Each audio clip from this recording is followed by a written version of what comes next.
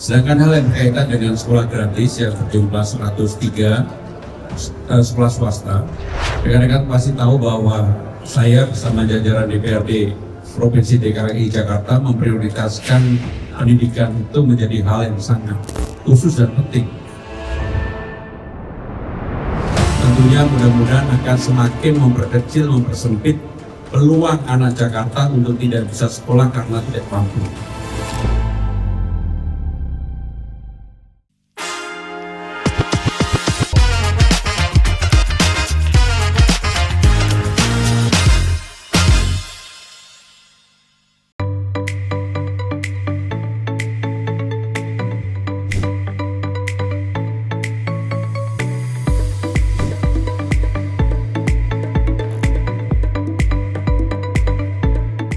Pendidikan adalah hak bagi semua warga.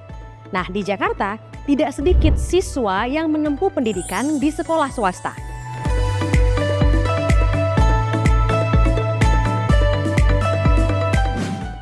Sekolah swasta identik dengan biaya yang mahal. Tapi di Jakarta justru ada ratusan sekolah swasta yang diberi dana bantuan oleh Pemprov DKI Jakarta. Bahkan nilainya mencapai ratusan miliar per tahun. Nah, pertanyaannya, kenapa sekolah swasta ikut dibiayai APBD? Dan apakah program ini benar-benar bikin pendidikan lebih terjangkau untuk warga? Yuk, kita bahas langsung di Ngobrol Tengah Hari.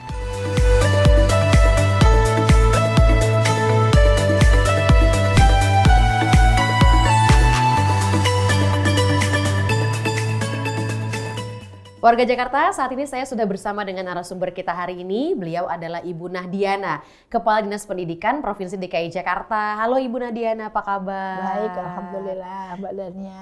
Terima kasih ya Bu sudah menyempatkan waktu di Ngobrol Tengah Hari kali ini. Pasti sibuk, banyak sekali hal-hal yang sedang diurus, apalagi yang namanya jelang-jelang tahun ajaran baru ya Bu.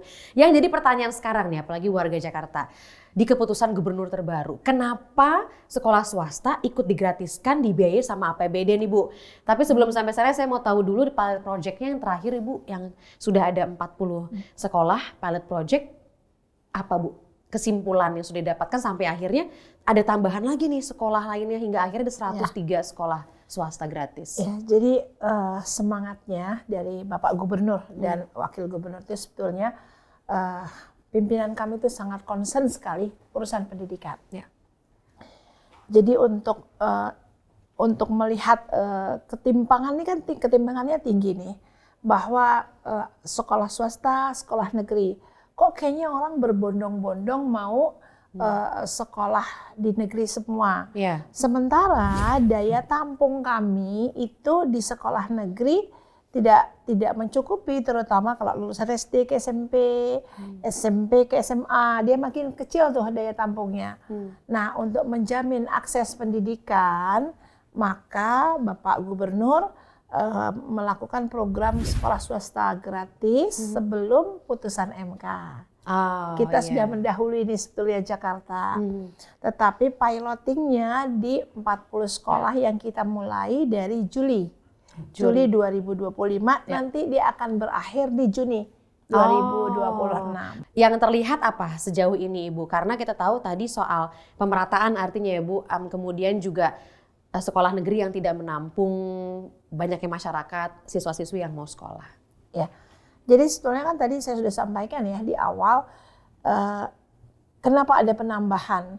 Semangatnya sih tadi kita seluruhnya nanti sekolah tuh akan, kan masyarakat kok berbondong, satu dia biayanya dia gratis kok di negeri. Iya, kalau negeri betul. Yang kedua memang mutu gitu ya.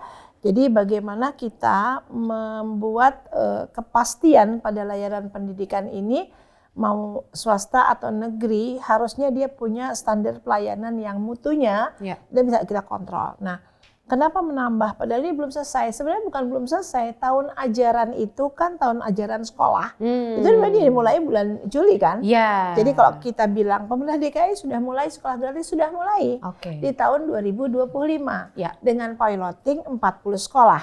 Tapi tahun pelajaran itu berakhir di bulan Juni 2026. Jadi ketika bicara 103 sesungguhnya 40 yang sudah berjalan di tahun kedua, 63 penambahan di tahun kedua. Yang nanti akan mulainya tahun kedua itu, jadi ada 103 nih, 40 yang sudah tahun kedua, yang 63 dia baru mulai Juli, nanti dia akan berakhir di Juni 2027. Baik. Gitu. Terbayang jadinya ya warga Jakarta. Sebetulnya indikatornya apa sih Bu sampai ada sekolah-sekolah yang tanda kutip ya Bu terpilih untuk didanai Bu? Ketika Jakarta menuju kota global yang berbudaya, ya pendidikannya dia harus setara dengan kalau kita bandingkan. Nah ini kan sebuah proses yang harus kita kerjakan dari sekarang.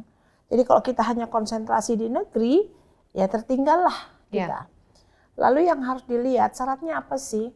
Secara faktual kondisinya sebaran sekolah itu nggak merata. Ini kan kondisi existing nih. Betul. Jadi kalau ada 44 kecamatan, 267 kelurahan, tidak di setiap kelurahan itu ada sekolah negerinya. Iya. Gitu. Nah sebaran yang tidak merata ini, padahal juga ada penyelenggara sekolah yang diselenggarakan masyarakat dalam ini sekolah swasta. Jadi kalau ini kita tidak danai, semangatnya Pak Gubernur dan Bapak Wakil Gubernur memutus mata rantai ketidakberuntungan itu hanya dengan pendidikan. Betul. Jadi layanan pendidikannya memang harus dipastikan betul-betul. Lebih dari 45% sekian peserta didik kita itu ada di swasta. Intinya dari sekian banyak sekolah swasta di Jakarta dengan penyebaran wilayah-wilayah ada 103 aja gitu Bu. Nah 103 sekolah itu artinya ada seleksi khususnya gak sih Bu? Dia dimulai dari yang tidak ada sekolah negerinya. Diprioritaskan bagi sekolah swasta yang di situ tidak ada sekolah negerinya. Baik. Yang kedua tata kelolanya gitu ya. Bahwa dia tidak terputus dalam menyelenggarakan layanan pendidikan. Artinya selama 3 tahun berturut-turut, itu dia menyelenggarakan. Jadi ada muridnya gitu loh. Kelas 1, kelas 2, kelas 3 kalau dia itu dia ada muridnya. Lalu yang berikutnya dia mentaati komitmen bersama bahwa harus ada peningkatan mutu. Karena pembiayaan itu itemnya yang kita berikan bukan hanya untuk infrastruktur saja, tapi lebih kepada misalkan katakan besok mau SPMB nih, anak-anak bayar nggak ya kalau mau masuk ke sekolah swasta gratis? Di dalam elemen pembiayaannya dia termasuk pembiayaan SPMB, jadi tidak boleh menarik biaya, formulir dan lain-lain untuk masyarakat karena sudah termasuk. Lalu berikutnya di beberapa kegiatan aktivitas anak-anak itu juga ada diatur di situ. Jadi pembagiannya untuk beberapa aktivitas kegiatan dan untuk juga merapihkan atau membenahi ruang-ruang belajar.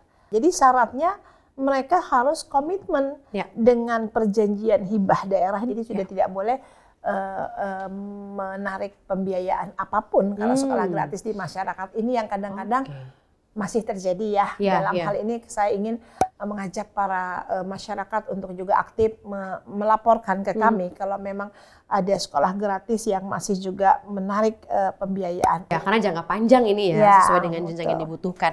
Nah artinya Bu kalau di data ada angka 100%, kemudian 75%, 80%, itu artinya selain tadi tidak boleh pungutan liar, biaya apa yang jadi harus ditanggung oleh siswanya ya Bu ya? Sebetulnya kita mengaturnya, kalau sistem pasti dia harus gratis.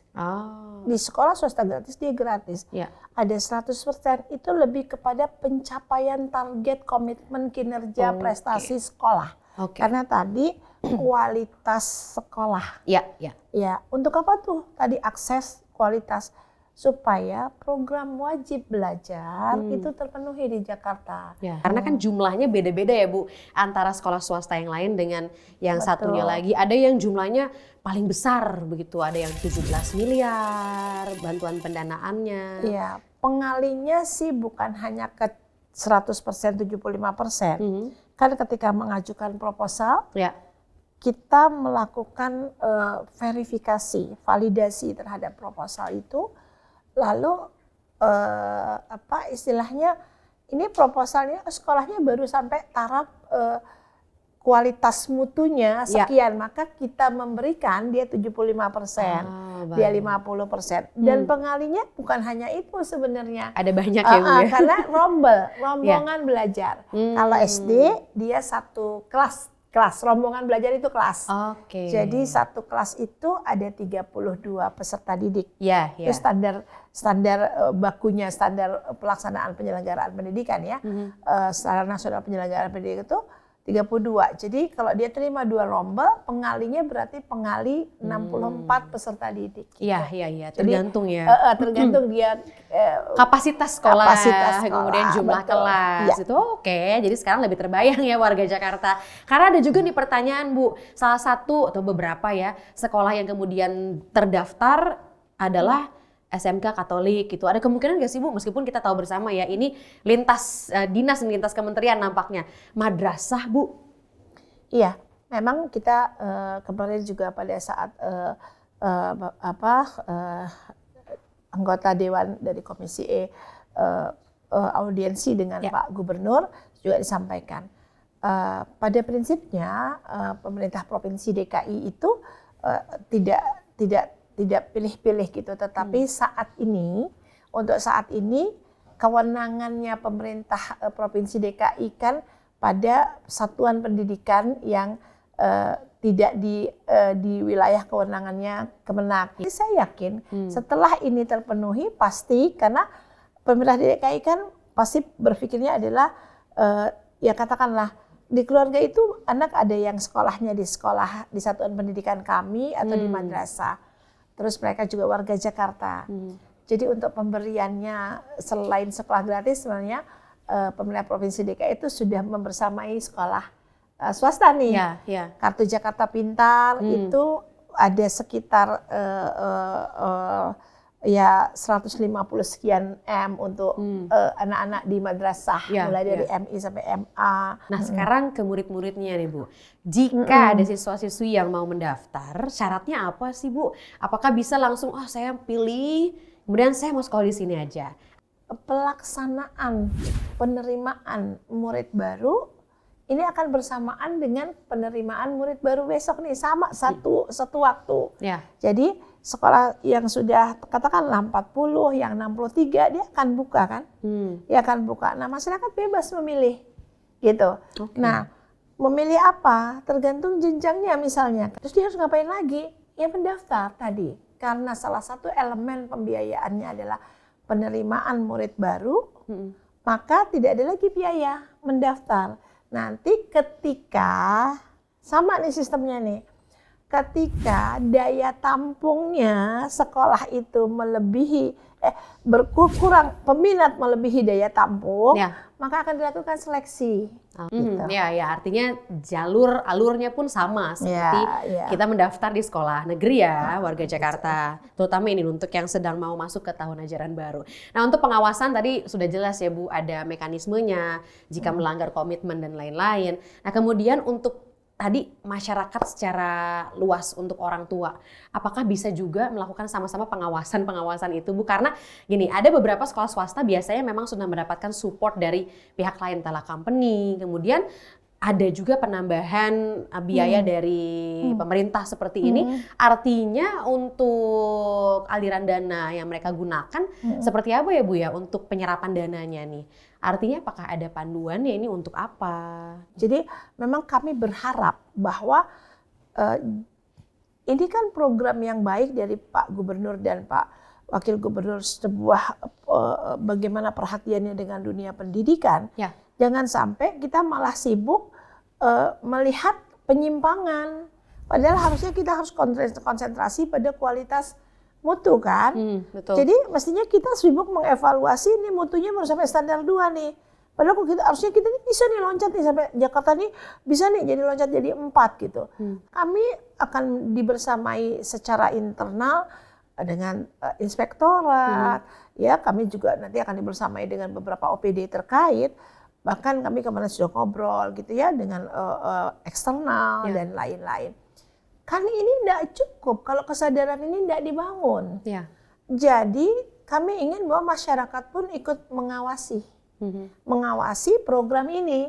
Jadi kalau nanti ada penyimpangan, kami membuka seperti tadi ada kanal-kanal pengaduan gitu ya. Jakarta kan kanal pengaduannya nggak ansih hanya untuk pendidikan, banyak masuk di CRM dan lain-lain. Maka kemarin ketika kami mengundang untuk menandatangani NPHD, kami mengundangnya tidak hanya kepala sekolah, tetapi yayasan. Sosialisasi edukasinya kami menyertakan yayasan agar satu persepsi dalam implementasinya gitu. Iya, ini butuh komitmen bersama artinya warga Jakarta, termasuk juga informasi yang sekarang sedang kita obrolin di Ngobrol Tengah Hari juga menjadi salah satu bentuk sosialisasi untuk kita semua. Artinya nih, ini menjadi satu hal yang cukup menyegarkan untuk kita semua. Tadi Bu Nadiana juga mengatakan di tengah pendidikan kemudian biayanya tinggi ya Bu. Jadi sekali lagi, kita obrolin sekarang itu bukan soal seberapa besar sih anggarannya, seberapa banyak sih sekolah yang digratiskan kemudian dibantu oleh PPD Provinsi DKI Jakarta, tapi seberapa banyak masyarakat yang kemudian mendapatkan dampaknya, memiliki mutu pendidikan yang kemudian setara lebih baik daripada sebelumnya. Terima kasih Ibu Nadiana sudah bergabung bersama dengan kami di Ngobrol Tengah Hari. Sampai ketemu lagi dan tinggal pertanyaan untuk Anda nih warga Jakarta. Kira-kira dengan keputusan gubernur dan kebijakan yang seperti ini sudah tepat sasaran atau belum? Yuk nanti kita sama-sama ya, kita lihat dan juga saling mengawasi. Sampai ketemu lagi di Ngobrol Tengah Hari berikutnya. Terima kasih Bu. Terima kasih.